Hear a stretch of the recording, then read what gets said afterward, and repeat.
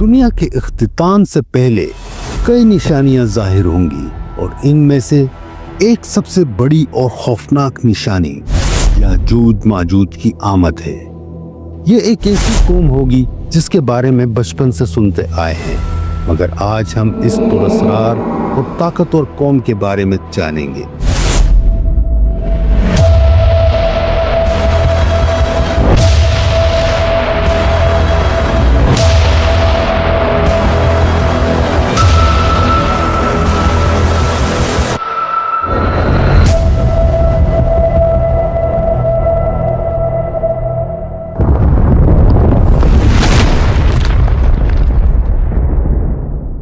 یہ قوم نہ صرف تعداد میں بے شمار ہوگی بلکہ ان کی تباہ کن طاقت بھی بے مثال ہوگی۔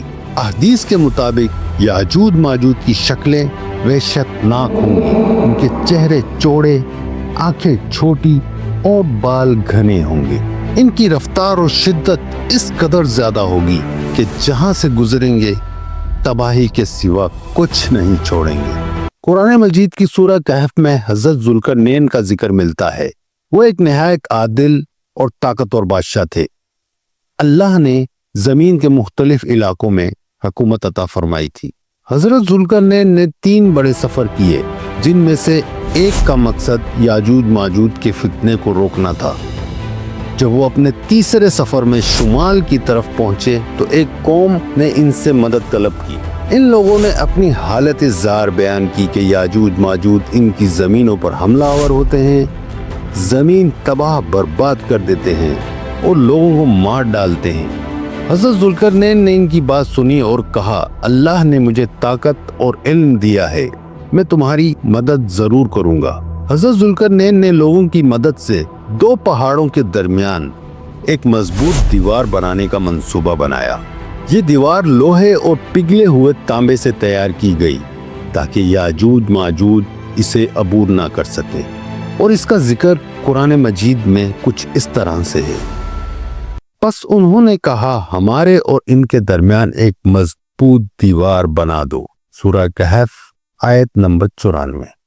یہ دیوار مکمل ہونے کے بعد یاجوج ماجوج کا راستہ بند ہو گیا اور وہ قیامت تک کے لیے قید ہو گئے۔ وقت گزرتا رہا اور انسانیت اپنے اعمال میں مصروف رہی، لیکن قیامت کے قریب ایک ایسا وقت آئے گا جب یہ دیوار ٹوٹ جائے گی۔ حدیث میں آتا ہے کہ یاجوج ماجوج ہر روز اس دیوار کو توڑنے کی کوشش کرتے ہیں، لیکن اللہ کی مشیت سے ہر رات وہ دیوار اپنی اصلی حالت میں لوٹ آتی ہے۔ بالآخر ایک دن اللہ ان کی کوشش کو کامیاب ہونے دیں گے اور یاجوج ماجوج دیوار کو توڑ کر دنیا میں نکل آئیں گے۔ ان کی تعداد اس قدر زیادہ ہوگی کہ وہ زمین کے تمام ذخائر، پانی اور کھانے کی ہر چیز کو ختم کر کے رکھ دیں گے۔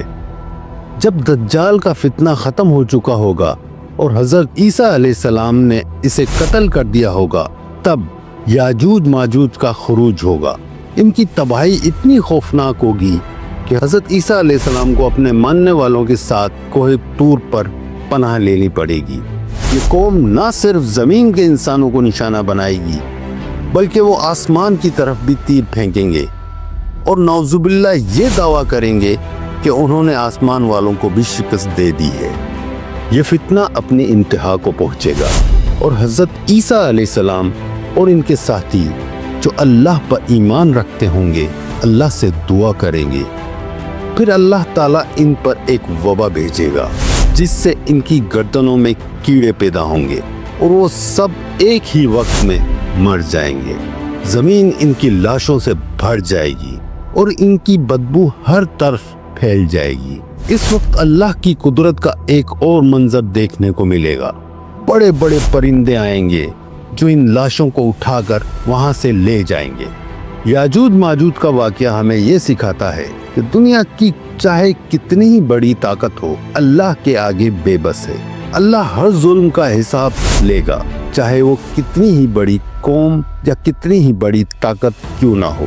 یہ واقعہ نہ صرف ایمان کو مضبوط کرتا ہے بلکہ اللہ کی قدرت اور قیامت کے قریب آنے والے حالات پر بھی روشنی ڈالتا ہے۔ ہمیں دعا کرنی چاہیے کہ اللہ ہمیں ہر فتنے سے محفوظ رکھیں اور ہمیں صحیح راستے پر قائم رہنے کی توفیق عطا فرمائیں۔ آمین۔